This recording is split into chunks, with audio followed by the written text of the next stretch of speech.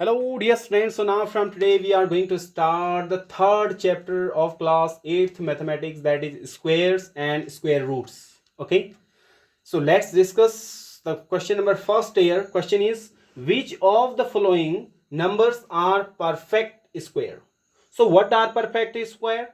That all you are going to get while we are moving ahead in the lectures. Okay, so stay tuned and keep watching, and you would be means getting the answers of all your questions here. Okay, so just follow the way I am just means I'm just doing here. Okay, so follow me.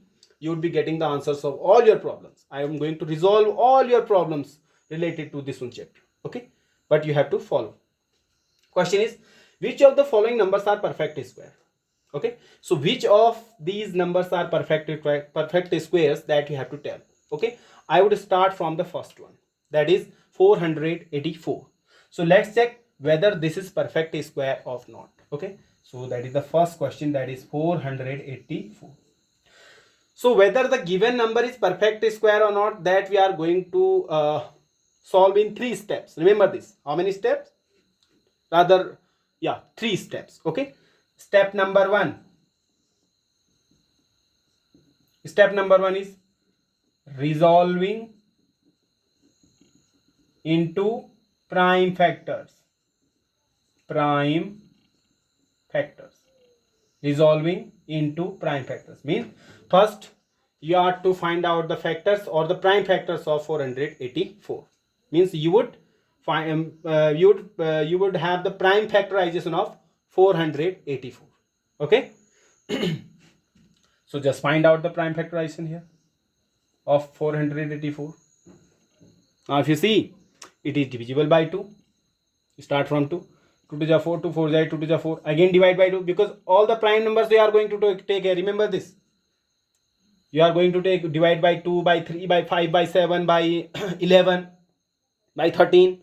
So only the prime numbers are to take here. Okay. Now again it is divisible by 2. 2 1 ja 2, 2 to the 4, 2 1 ja 2. Now again by which one number? Just tell me. If you see, it is divisible by which one number? 2 to the 4, 2 4 ja 2 to the 4. It's okay. 2 1 ja 2, 2 to the 4, 2 1 ja 2. Now I think it is divisible by 11.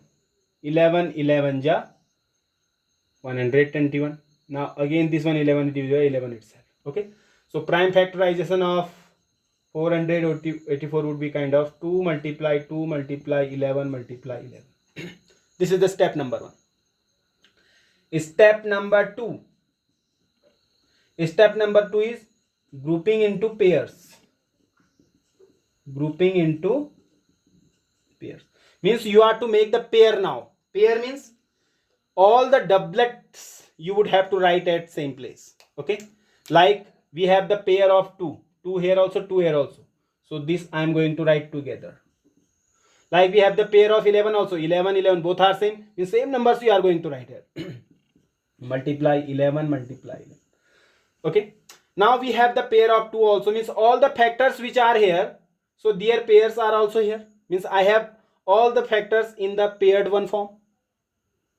Let's say here 1, let me write here 1 3 now. Had it been 3 here, then we do not have the pair of 3.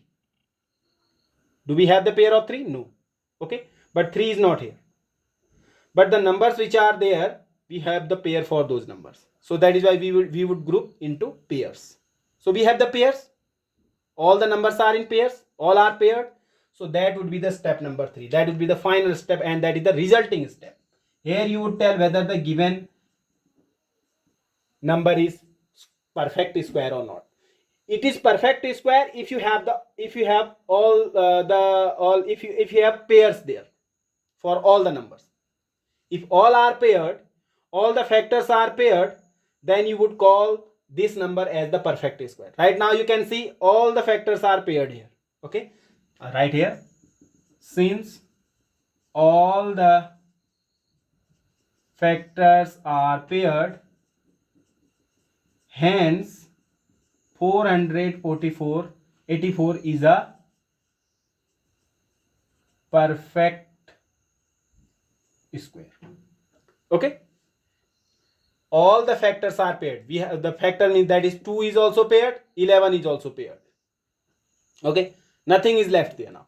If all are paired, then you would be calling 484 as the perfect square. It's the perfect square. So these are the 3 steps you would be following now. Okay, now let me tell you one more. Okay, and you would be getting some clarity about the question also. Okay, now let me solve this 117. That would be the second one. Let me solve this 117. Now let's check whether this is the perfect square or not. So step number 1 is what? Prime factorization. Prime resolving into prime factors. Rather, I have written there, na? Resolving into prime factors. Okay, so if you find out the prime factors of 117, so 117 is divisible by 13, by 3 also. 3 3 is 9, 3 9 is 27, again by 3, 3 1 is 3, 3 is 9, again by 13. Okay, so these are the prime factors here. 3 multiply 3 multiply 13.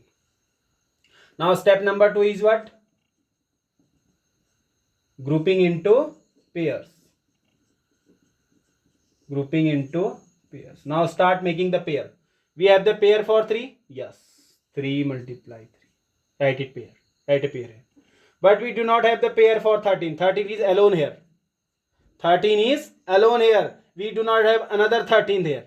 Had it been another 13, then that you would have written here 13 like this. Then we would have the pair of 13 also, isn't it? So but right now we do not have one more 13 is here.